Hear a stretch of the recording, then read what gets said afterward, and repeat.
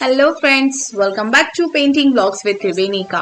तो फ्रेंड्स, जैसा कि मैंने आप सबसे कहा था कि मैं दशावतार सीरीज लेकर आऊंगी, तो यह सीरीज मेरे चैनल पे शुरू हो चुकी है और आज है डे 2, यानी विष्णु जी के दूसरे अवतार को आज हम बनाना सीखेंगे। इस वीडियो में कुछ पॉइंट्स हैं जो कि मैं क्लियर करूंगी और जिनको मैं चाहूंगी कि आप सबको उनसे काफी हेल्प मिले। तो ये कुछ पॉइंट्स थे। तो फ्रेंड्स, यहाँ पर मैंने वैसा ही बॉर्डर ड्रॉ किया है जैसा कि इससे वाली पेंटिंग में ड्रॉ किया था, क्योंकि अगर मैं कभी भी फर्दर इन पेंटिंग्स को यूज करती हूँ फ्रेमिंग करके, तो मैं सारी 10 की 10 पेंटिंग्स को फ्रेमिंग करवाऊंगी, तो वो सिमिलर होनी चाहिए। आप चाहें तो इसमें अलग अलग चीजें ट्राई कर सकते हैं, अलग अलग बॉर्डर ट्राई कर सकते हैं, बट मैं सेम इसलिए लेके चल रही हूँ क्योंकि हमारा जो मेन मोटिव है वो है दशावतार सीखना। सो फ्रेंड्स, यहाँ पर पेंसिल से एक रफ स्केच मैंने ड्रॉ कर लिया है, जिससे कि हमारा जो कीमती वक्त है आप सबका वो बचे। और मैं यहाँ पर निब यूज कर रही हूँ और यूज कर रही हूँ यहाँ पे पेंटिंग इंक। दोनों का जो लिंक है वो डिस्क्रिप्शन बॉक्स में मैंने दे दिया है।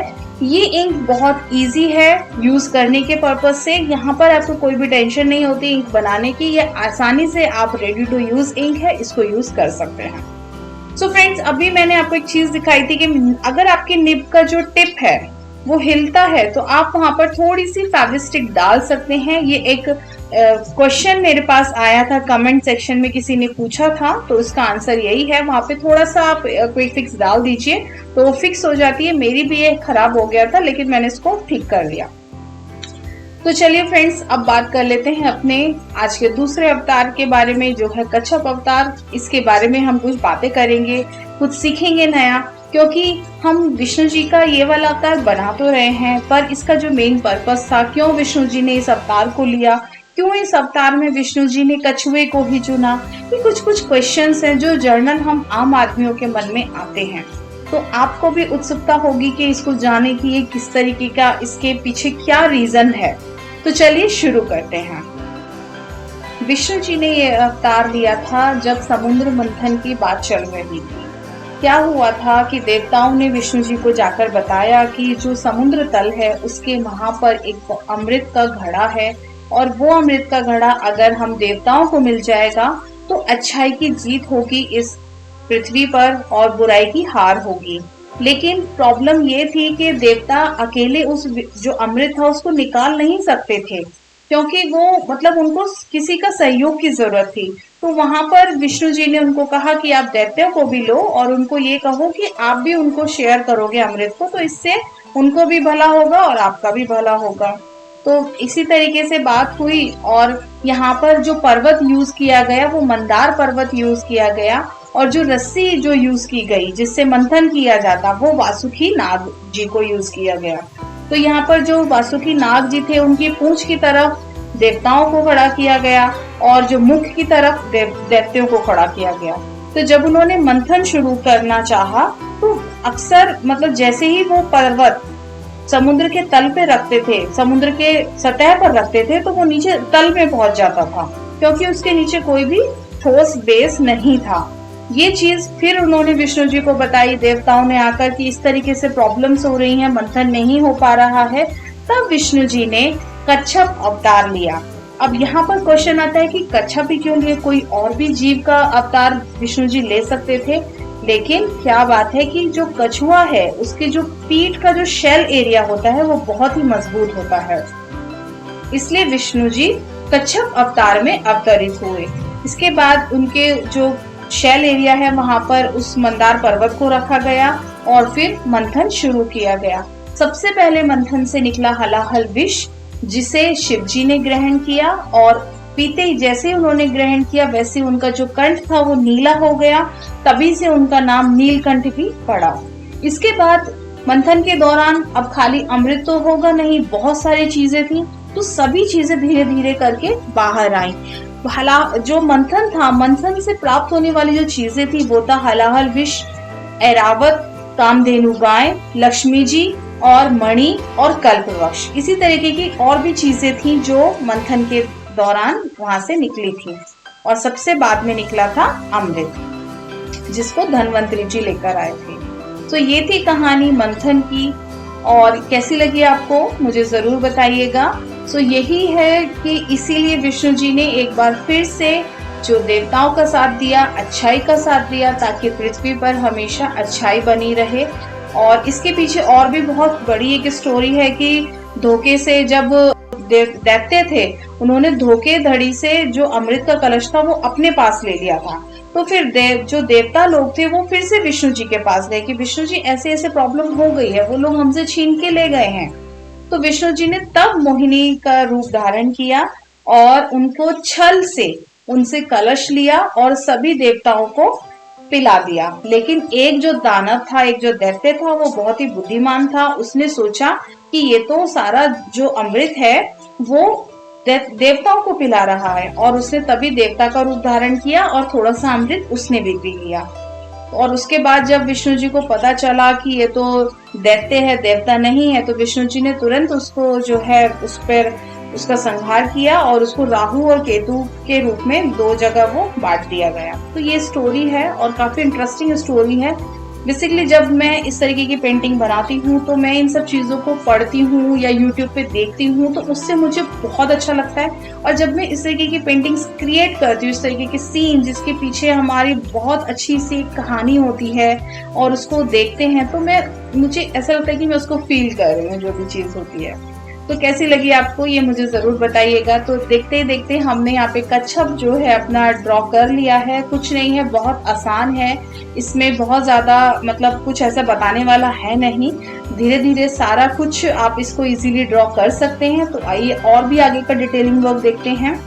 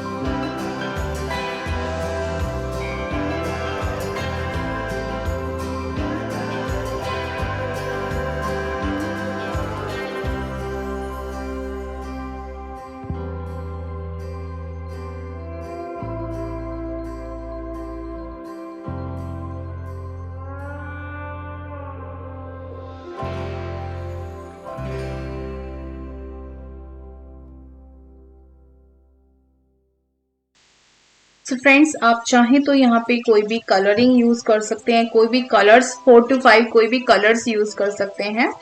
लेकिन मैं यहाँ पर आपको ये वाली जो पेंटिंग एक दूसरे स्टाइल में बनाना बताऊंगी आज, क्योंकि कलरिंग तो हम कई बार सीख चुके हैं।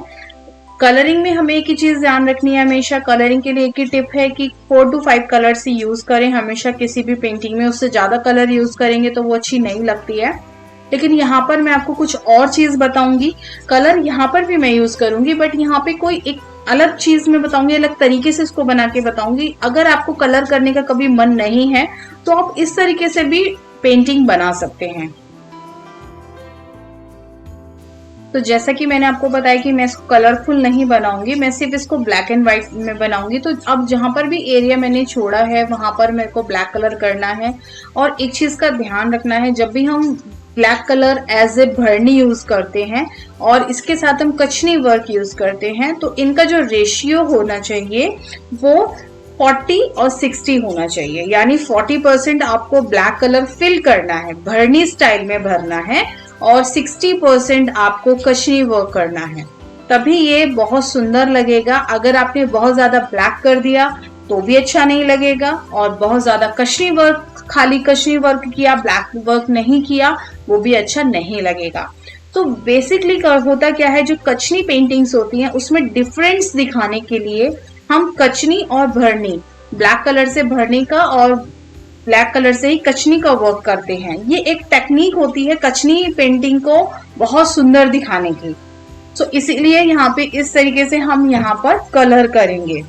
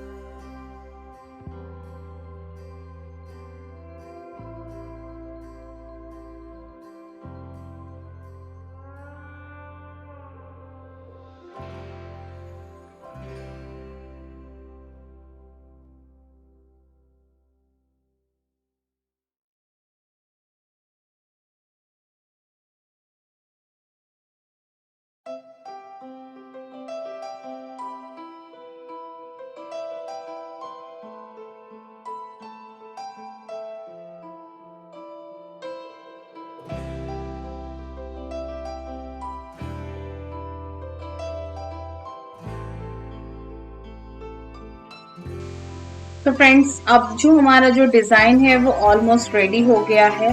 बस ये जो पीछे चक्र होता है इसको हम यहाँ पर थोड़ा सा फाइनल डिटेलिंग करेंगे, क्योंकि हमें कोई भी व्हाइट पोर्शन नहीं छोड़ना है एक्सेप्ट विष्णु जी की बॉडी को छोड़ के हमें सारा एरिया फिल कर देना है। अब हमारा जो बैकग्राउंड है, यहाँ पे बहुत ही इंपॉर्टेंट चीज मैं आपको बता रही हूँ। आप इस तरीके से कोई भी हैवी वर्क का मोटिफ बनाइए या कोई भी इमेज बनाइए, और बैकग्राउंड में आप कोई भी कलर कर सकते हैं। सिंगल कलर हमें करना है, या तो येलो कर सकते हैं, ग्रीन कर सकते हैं, ब्लू कर सकते हैं, रेड कर सकते हैं, ऑरेंज कर सकते हैं, कोई भी कलर यूज कर सकते हैं। तो इसको इस तरीके से कलर करने के बाद ये बहुत सुंदर लगती है, और आप ऐसे ही सारे 10 के 10 विष्णु अवतार भी बना सकते हैं। तो ये है फाइनल लुक इस पेंटिंग का। मैं उम्मीद करती हूँ आपको आज की पेंटिंग पसंद आई होगी। तो वीडियो को लाइक करना बिल्कुल भी मत भूलिएगा। चैनल पे पहली बार आए हैं तो सब्सक्राइब कीजिए और नोटिफिकेशन बेल को ऑन कर दीजिए नेक्स्ट लेटेस्ट अपडेट्स के लिए। अंत तक देखने के लिए आपका बहुत बहुत धन्यवाद। आशा करती हूँ आज आपने कुछ नया सीखा होगा, और जो मधुबनी पेंटिंग सीखना चाहते हैं उनके लिए ये वीडियो बहुत ही हेल्पफुल भी रहा होगा। तो आज की वीडियो में बस इतना ही। मिलते हैं नेक्स्ट वीडियो में। Till then take care and bye bye.